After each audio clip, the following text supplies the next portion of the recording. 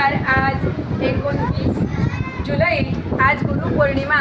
आजच्या दिवशी आज आपण आपल्या गुरूंना म्हणजे ज्यांनी आपल्याला घडवलं त्यांची आपण मनोभावे पूजा करतो आणि त्यांच्याकडून आशीर्वादाची कामना करतो.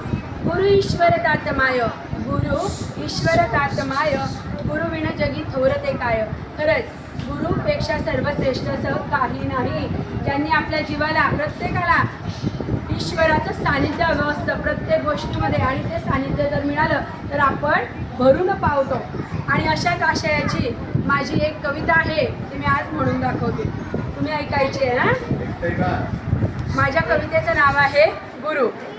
पहिला माझा गुरु आई वडील सकळू, पहिला माझा गुरु आई वडील सकळू, बोट धरून चालविले शब्द कृपाळू कनवाडू. आई वडिलांनी आपल्याला बोट धरून चालवलेलं असतं, म्हणून पहिला आपले गुरु कोण? आई आणि वडील. त्यांचे शब्द आपल्यासाठी काय असतात? खूप मायेचा आधार असतात, कारण त्या आधारांनीच आपलं जग सुरू होतं. अगाध त्यांची थोरवी निर्मळ आचार विचार, अगाध त्यांची थोरवी निर्मळ आचार विचार, कृतीप्रमाण मज केले दिदले जीवनाचे सार.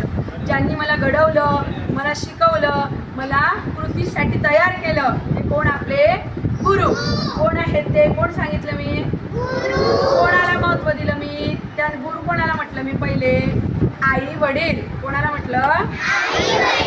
गुरु भेटले असे वाटेवर. आणि पुढे आई वडिलांनंतर आपण शाळेत पाऊल टाकतो तेव्हा सुद्धा आपल्याला गुरु भेटतात, जे आपल्याला शिकवतात, चांगले संस्कार देतात. गुरु भेटले असे वाटेवर अभ्यासाची गोडी लावली, ज्ञानाची देऊन शिदोरी, ज्ञानाची देऊन शिदोरी भूक माझी भागवली. आपले गुरु आपल्याला काय देतात? भरपूर ज्ञान देतात. दिवसभर गाणी, गोष्टी, अभ्यास, चांगले वळण लावतात. म्हणजे ते काय देतात? आपल्याबरोबर शिदोरी देतात, ज्याच्याने आपलं पोट भरतं. ज्ञानाने काय होतं? आपलं पोट भरतं. समाज ज्ञानामृत जरा बोलणे चालणे कळले. समाजामध्ये म्हणजे आपल्या परिसरामध्ये, आपले शेजारी असो किंवा आपले नातेवाईक असो, आपण जिथे जिथे जातो तिथे तिथे काय होतं? आपल्याला कसं बोलायचं, कसं बसायचं, कसं चालायचं, ते कळतं की नाही? समाज ज्ञानामृत जरा बोलणे चालणे कळले, शुद्ध बीजा पोटी पडे पाऊल सकारात्मक वळले. आणि आपल्याला त्याच्यामुळे आपलं पाऊल सकारात्मकतेकडे वळतं. आपल्याला कोणी नाव ठेवत नाही. जर आपण चांगलं वागलं तर आपल्याला कोणी नाव ठेवेल का? नाही. गुरुविण उद्धार. आता बघा, प्रत्येकाला आई वडील गुरु असतात, शिक्षक गुरु असतात, तसेच प्रत्येकाला ईश्वर सुद्धा गुरु असतो, कारण तोच आपल्याला काय करतो?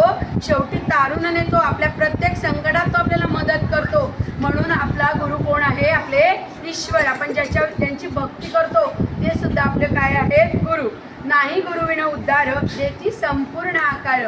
जे आपल्याला आकार देतात असे गुरु आपल्यासाठी खूप थोर आहेत. अमूर्त अशा प्रवाहात गुरुच भरती होकार. आणि जे आपल्याला कळत नाही तिथेच आपले गुरु आपल्याला सोबत राहून मार्गदर्शन करतात. अशी गुरुची थोरवी आज सगळ्यांनी गायन करायची असते, सांगायची असते, आणि आपल्या गुरूंना नमन करून आपण आपल्या जीवनाचं सार समजून घ्यायचं असतं. कळलं सगळ्यांना? चला मग.